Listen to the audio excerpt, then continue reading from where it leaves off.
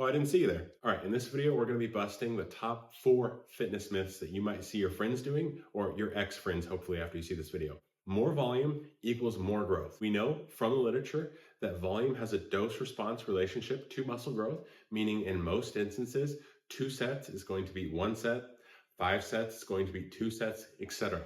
However, there is a point of diminishing returns, and if you start to crest that horizon, you will start to get less and less growth, and you start to get into things like overreaching or overtraining, etc. Or if you're really unlucky, something very serious like rhabdomyolysis, where you actually have to go to the hospital and try not to die. This is why specifically we try to find the optimal amount of volume for you at any given time. So again, volume is equated to growth, but more volume in every instance is not always better. Second fitness myth is going to be more protein equals more muscle growth. There's been a lot of contention in the literature about just how much protein you need for muscle growth. And the literature is showing more often than not that that number is coming down from where we thought it was.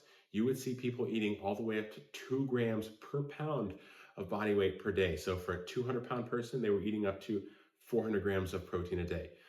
That sounds terrible, and I would not want to be trapped in a car with you. So what the literature is tending to point to a little bit more conclusively is somewhere between 0.7 to 1 gram per pound of body weight. So for a 200-pound person, if you're ranging somewhere between 140 grams at the low end, upwards of 200 grams, depending on how much resistance training you're doing, you're going to be able to max out your muscle protein synthesis and get the gains. Fitness myth number 3 is that a lot of elite level bodybuilders only train muscle groups 1 time a week. Therefore, you should only train your muscle groups 1 time a week. We know pretty conclusively from the literature that training a muscle group 2 times a week, if not more, leads to better growth outcomes and allows you to tolerate more volume. You can think of this like any other skill you might want to develop. If I asked you to play the guitar on Monday and then you don't play the guitar all the way again until Monday again, you're not going to get enough experience and touches with the guitar to actually get better at the guitar, right? Versus if you practice Monday, Wednesday, Friday, and Saturday, you have a lot more time and a lot more rest and a lot more instances to actually get better at the guitar. Muscle growth is very similar. You have either muscle protein synthesis or muscle protein breakdown, and the net of those 2 processes is what determines muscle growth. So the more often you can stimulate muscle protein synthesis and attenuate muscle protein breakdown, the more net muscle you'll make over the course of a week.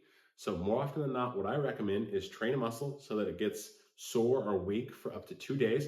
Once it's good and recovered, you hit it again. Stimulate muscle protein synthesis, get that growth again, repeat the process. For some muscle groups, this might be 3 or 4 times a week, something smaller like lateral delts. Not my lateral delts, they're freaking huge. Or Romanian deadlifts, which might be only trainable like 1 time a week because they take so much damage. Fitness myth number 4 is that you can only grow from free weights and that machines are a waste of time.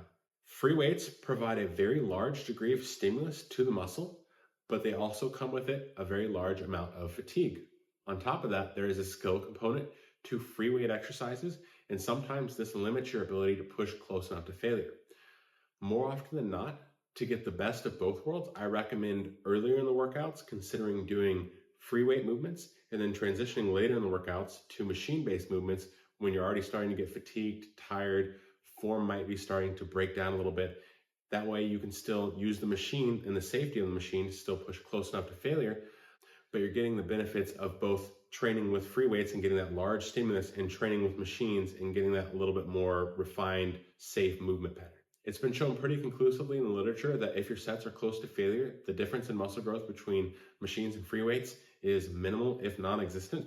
So this is just a flat out myth that needs to die, and you should likely be using both of these concepts or both of these modalities in your training. These have been 4 fitness myths. If you personally know anyone that has been engaged in perpetuating these myths, never talk to them again. Hit them with a cease and desist, whatever you got to do, whatever legal things. Cut them off, delete their number, and then come to the dark side.